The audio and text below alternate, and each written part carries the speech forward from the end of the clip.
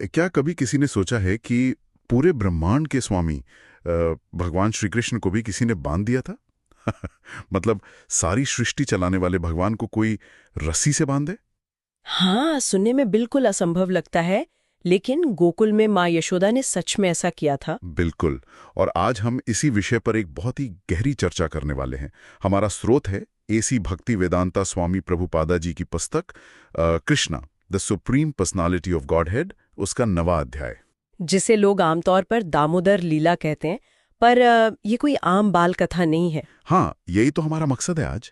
सिर्फ कहानी नहीं सुनानी है, बल्कि उसके पीछे के दर्शन को समझना है कि कैसे असीम सत्ता एक माँ के प्रेम से बंध जाती है। सही कहा। तो शुरुआत करते हैं गोकुल की उस शांत सुबह से। माँ यशोदा खुद माखन मथ रही हैं। जबकि वो एक रानी है, उनके पास तो बहुत सारी दासियां होंगी। बिल्कुल, पर वो खुद मेहनत कर रही हैं। प्रभुपाद जी लिखते हैं कि उनकी सारी कसकर बंदी हैं, उन्हें पसीना आ रहा है और कंगन की खड़क हो रही है। अरे वाह! और सबसे बड़ी बात, कृष्णा के लिए उनके दिल में इतना प्रेम है कि उनके स्तनों से अपने आप दूध बहने लगता है। ये बहुत ही प्यारा दृश्य है। मतलब बिल्कुल आज के किसी घर जैसा लगता है, जहां एक माँ काम में व्यस्त है और तभी बाल कृष्णा वहां आ जाते हैं, राइट? हाँ, उन्हें भूख लगी है, वो माँ को मक्खन मतने से रोकते हैं और दूध पीने की जिद करते हैं। पर एक बात बताइए, जो भगवान खुद में पूरी तरह से पूर्ण हैं, जो सबका पेट भरते हैं, उन्हें ऐसी मानवीय भूख का नाटक करने की क्या जरूरत है? देखिए, इसे नाटक कहना सही नहीं होगा, इसी को तो लीला कहते हैं। अच्छा। हाँ, भगवान जानबूझकर एक भूखे बच्चे की तरह व्यवहार कर रहे हैं, क्योंकि वो अपनी माँ के उस वात्सल्य, प्रेम, उस रस का आनंद लेना चाहते हैं। यानी अगर भगवान को भूख नहीं लग सकती तो इस प्रेम से वंचित रह जाएंगे। बिल्कुल, क्योंकि उनकी पूर्णता इस बात में भी है कि वो अपनी माँ के सामने पूरी तरह निर्भर हो सके। ये बहुत ही गहरी बात है। पर तभी कहानी में एक नया मोड़ आता है। चूल्हे पे रखा दूध उबलने लगता है। हाँ, और यशोदा जी कृष्ण को वैसे ही छोड़कर उस दूध को बचाने भागती हैं। और हमारे नन्हे कृष्ण को गुस्सा आ जाता है। गुस्सा आना ही था। उनकी आंखें और होंठ लाल हो जाते हैं। वो दांत से होंठ दबाते हैं और एक पत्थर उठाकर उस मक्खन के मटके को तोड़ देते हैं। बाप रे! और उसके बाद छुपे रुस्तम की तरह एक उल्टी ओखली पर बैठकर मक्खन खाते हैं और बंदरों को भी खिलाते हैं। हाँ, पर यहाँ स्रोत में एक बहुत ही दिलचस्प बात लिखी है। उनकी आंखों में झूठे आंसू थे। यही पॉइंट मुझे थोड़ा खटका। अगर वो सर्वज्ञ भगवान हैं तो ये झूठे आंसू क्यों? क्योंकि वो पकड़े जाने का डर महसूस कर रहे हैं। पर क्या वो सच में डर रहे हैं या सिर्फ दिखावा है? देखिए, भगवान अपनी इस शरारत के बारे में जानते हैं। वो इस डर और अपराध बोध को सच में अनुभव कर रहे हैं। वो उस ह्यूमन इमोशन की मिठास लेना चाहते हैं। जैसे हम किसी वीडियो गेम में पूरी तरह डूबकर डर महसूस करते हैं, भले ही बाहर सब सेफ हो। बिल्कुल सही उदाहरण है। वो अपनी शक्ति भूलकर एक बच्चे के डर को जी रहे हैं। कमाल है। अब आती है माँ यशोदा वापस, टूटा हुआ मटका देखती हैं और मुस्कुरा देती हैं। उन्हें पता चल जाता है कि ये किसकी शरारत है। और फिर वो छड़ी लेकर दबे पांव पीछे से आती हैं के साथ दौड़ती हैं और आखिरकार उन्हें पकड़ लेती है। ये एक और बड़ा विरोधाभास है। मुझे लगता है इस पर सोचना चाहिए। एक तरफ बड़े बड़े योगी हैं जो जन्मों तक ध्यान लगाते हैं, फिर भी भगवान को नहीं पकड़ पाते। हाँ, सही कहा। और दूसरी तरफ एक थकी हुई माँ है जो उन्हें दौड़कर पकड़ लेती है। ये कैसे संभव है? यही तो भक्ति की शक्ति है। जो लोग अपनी तपस्या और ज्ञान के अहंकार में भगवान को पकड़ना चाहते हैं, भगवान उनसे दूर रहते हैं। अच्छा, मतलब दिमाग से नहीं पकड़ सकते? बिल्कुल नहीं। भगवान सिर्फ प्रेम और समर्पण से पकड़े जाते हैं।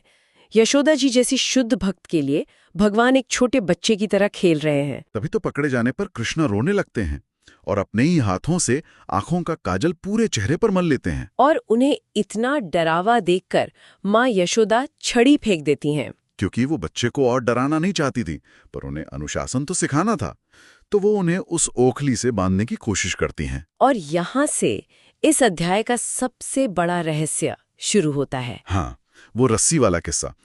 यशोदा जी रस्सी बांधती हैं, पर वो 2 इंच छोटी पड़ जाती है। वो एक और रस्सी जोड़ती हैं, फिर भी 2 इंच छोटी। घर की सारी रस्सियां जोड़ देती हैं, रस्सियों का पहाड़ बन जाता है, पर हर बार रस्सी ठीक 2 इंच ही छोटी रहती है। यशोदा जी भी हैरान होकर मुस्कुराने लगती हैं। पर ये तो फिजिक्स के नियम के खिलाफ है ना।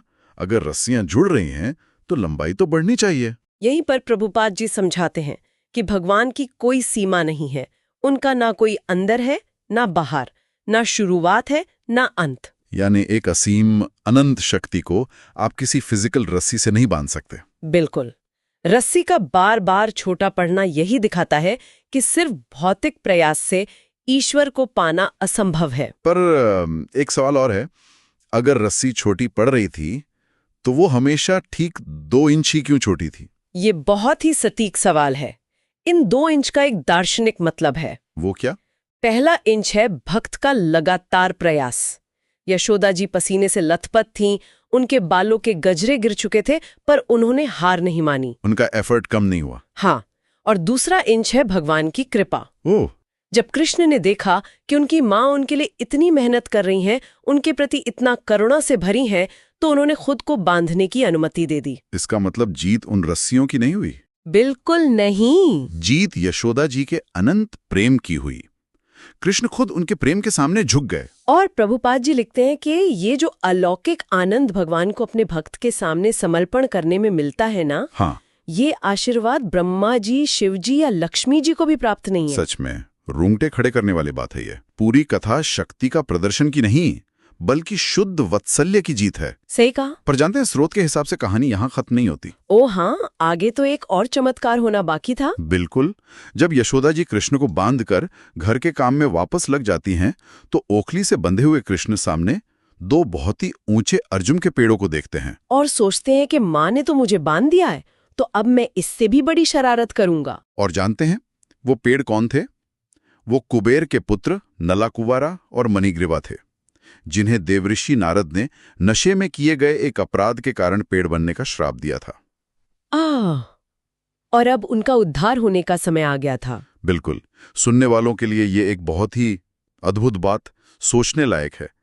सोचिए जरा, जो भगवान अभी अभी खुद एक साधारण सी ओखली और रस्सी से बंधे हुए हैं, हाँ, वही बंधा हुआ भगवान अब दूसरों को उनके श्रापों से और जन्मों के बंधनों से मुक्ति दिलाने जा रहा है। सच में। क्या इसका मतलब ये है कि जीवन में सच्ची मुक्ति हमें तभी मिलती है जब हम भगवान के प्रेम के बंधन में बंध जाते हैं? ये सच में बहुत ही गहरा विचार है। इस विषय पर सोचिएगा जरूर। अगर आज की ये अद्भुत लीला पसंद आई हो तो वीडियो को लाइक करें, कमेंट में राधे कृष्ण जरूर लिखें और ऐसी ही दिव्य कृष्ण लीलाओं की पूरी श्रृंखला देखने के लिए हमारे चैनल को सब्सक्राइब करना ना भूलें।